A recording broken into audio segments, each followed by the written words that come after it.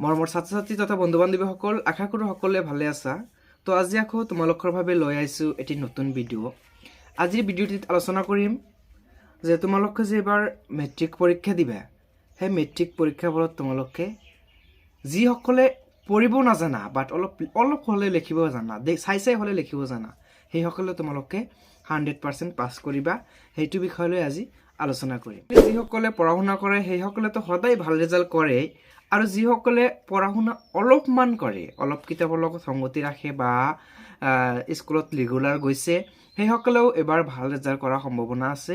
কিয়নো এইবাৰ তোমালোকৰ যি কোৱেশ্চন পেটাৰ্ণ হ'ব সেইবোৰ একেবাৰে ইজি হ'ব। আমাৰ শিক্ষামন্ত্ৰী ডক্টৰ ৰণেশ পেগুই কোৱা মতে এইবাৰ কোৱেশ্চন পেটাৰ্ণত তোমালোকৰ যিটো মক টেষ্ট বুলি কয় MCO, মক টেষ্টত তোমালোকৰ ধৰা 40 মাৰ্ক, তোমালোকৰ 40 মাৰ্কছ আহিব শ্বৰ্ট কুৱেশ্চন, আৰু সেই শ্বৰ্ট কুৱেশ্চনটো তোমালোকে সকলোৱে পাবা। কেনেদৰে পাবা সেইটো লৈ অলপ আলোচনা কৰিম। সেই 40 মাৰ্ক যে দিয়া থাকিব, সেই 40 মাৰ্ক কেনেকৈ দিয়া থাকিব বা কেনেধৰণৰ চিষ্টেমত দিয়া থাকিব, কেনেকৈ লিখিব লাগিব, সকলোবাৰ প্ৰচেছ দেখুৱাই দিবলৈ চেষ্টা কৰিম। সেই 40 মাৰ্ক যে দিয়া থাকিব, তোমালোকৰ ওচৰে পাজৰে থকা ভাল ষ্টুডেণ্ট বহিলেতো তোমালোকৰ ভাল গুড লাক, তোমালোকে তাৰ সেইসকলৰ পৰা লিখি ল'ব পাৰিবা। আৰু যদি তোমালোকৰ চেণ্টাৰত তোমালোকৰ স্কুলৰ টিচাৰ পঢ়ে, সিহঁতেও কৈ দিয়ে বা আমাৰ ইয়াতে যেনেকৈ কৈ দিয়ে সেইটো লৈ ফিলিংছ লৈ মই তোমালোকক কৈ আছোঁ। আৰু যদি তোমালোকে সেইবোৰ বা তোমালোকৰ শিক্ষকক কৈ নিদিয়ে, তেন্তে তোমালোকে সমালোচনা কৰি হ'লেও তোমালোকে সেই শ্বৰ্ট কুৱেশ্চনবোৰ পাই যাবা, টেনশ্যন নাই। গতিকে তোমালোকে অলপ হ'লেও যদি চেষ্টা কৰা বা অলপ ষ্টাডি কৰা, তেনেহ'লে তোমালোকে এবাৰ বহুতো ভাল ৰিজাল্ট কৰিব পাৰিবা। তোমালোকক দেখাবলৈ চেষ্টা কৰিম যে তোমালোকৰ যি কুৱেশ্চন পেটাৰ্ণ থাকিব, সেই কুৱেশ্চন পেটাৰ্ণত তোমালোকৰ যি 40 মাৰ্ক দিয়া থাকিব শ্বৰ্ট কুৱেশ্চন, আৰু সেই শ্বৰ্ট কুৱেশ্চনবোৰ তোমালোকক কেনেদৰে দিয়া থাকিব আৰু তোমালোকে কেনেকৈ লিখিবা, তোমালোকক সেয়া দেখাবলৈ চেষ্টা কৰিম। তো তোমালোকে ভিডিঅ'টো সম্পূৰ্ণ চাই থকা। তোমালোকক মোৰ স্ক্ৰীনত মানে ভিডিঅ'ৰ যোগেদি তোমালোকৰ স্ক্ৰীনত দেখাবলৈ চেষ্টা কৰিছোঁ। তো চাই চোৱা, তোমালোকৰ ইয়াতে চোৱা, প্ৰথম প্ৰশ্নটো দিয়া হৈছে যে অসমৰ পুৰণি নাম কি? ইয়াতে উত্তৰটো দিয়া আছে, 4টা অপশ্যন দিয়া হৈছে। চোৱা, প্ৰাগজ্যোতিষপুৰ, কামৰূপ, আহোম আৰু তেজপুৰ। ইয়াৰ তোমালোকে লিখিবা কোনটো। উত্তৰটো ক নম্বৰটো শুদ্ধ উত্তৰ হ'ব যে প্ৰাগজ্যোতিষপুৰ।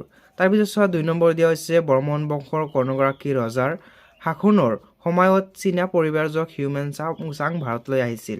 ইয়াৰে উত্তৰটো হ'ব, তো চোৱা, প্ৰথমতে অপশ্যন দিয়া হৈছে 4টা। ক মহেন্দ্ৰ সিং, খ দিয়া হৈছে ভাস্কৰ বৰ্মন, গ দিয়া হৈছে সুস্থি বৰ্মন, আৰু গ দিয়া হৈছে পুষ্প বৰ্মন। ইয়াৰ উত্তৰটো হ'ব খ ভাস্কৰ বৰ্মন। তো তাৰপিছত চাওক, কোনজন ৰজাৰ মৃত্যুৰ লগে লগে বৰ্মন বংশৰ ৰাজত্ব অন্ত পৰিছিল? ইয়াৰে উত্তৰটো হ'ব, 4টা দিয়া হৈছে, 4টাৰ যিটো শুদ্ধ সেইটো লিখিব লাগিব। দিয়া হৈছে চোৱা, ভাস্কৰ বৰ্মন। তে এতিয়া কথাটো হ'ল, তোমালোকৰ যি মেট্ৰিকত 40 নম্বৰ দিয়া থাকিব, এনেদৰে চিৰিয়েল নম্বৰ 1, 2, 3ৰ পৰা 40লৈকে দিয়া থাকিব, আৰু ছিষ্টেমটো তোমালোকৰ এনেদৰে মক টেষ্ট আহিলে এনেকৈ থাকিব।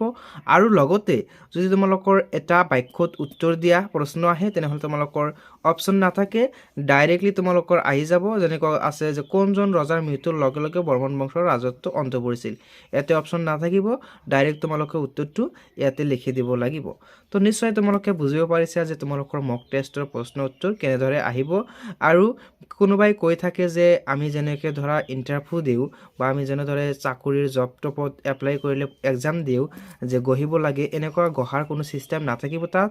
আৰু তোমালোকে এইবোৰ হাতেৰ আখৰেৰে লিখিব লাগিব। যেনেকুৱা ধৰক ভাস্কৰ বৰ্মন উত্তৰটো আছিলে, ভাস্কৰ বৰ্মনটো লিখি দিব লাগিব। তোমালোকে বুজিব পাৰিছা যে কেনেধৰণৰ প্ৰশ্ন আহিব আৰু কেনেকৈ তোমালোকৰ লিখিব লাগিব।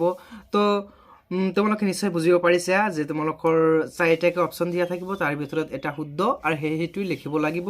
আৰু কেতিয়াবা এটা বাক্যত উত্তৰ দিবলৈ ক'ব বা এটা শব্দত উত্তৰ দিবলৈ ক'ব, যিটো তোমালোকে অপশ্যন নাথাকিব, ডাইৰেক্ট প্ৰশ্নটো দিয়া থাকিব, আৰু তোমালোকে সেইটো চাই উত্তৰটো লিখিব লাগিব।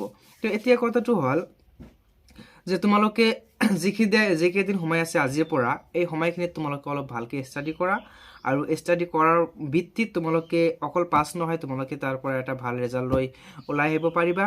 তো সকলোৰে ভাৱে মোৰ আশীৰ্বাদ থাকিল, তোমালোকে ভাল ৰিজাল্ট কৰা। তো আজিৰ ভিডিঅ'টোত এইখিনিয়ে, নেক্সট ভিডিঅ'টোত আৰু নেক্সট এটা টপিক লৈ আহিম। ধন্যবাদ।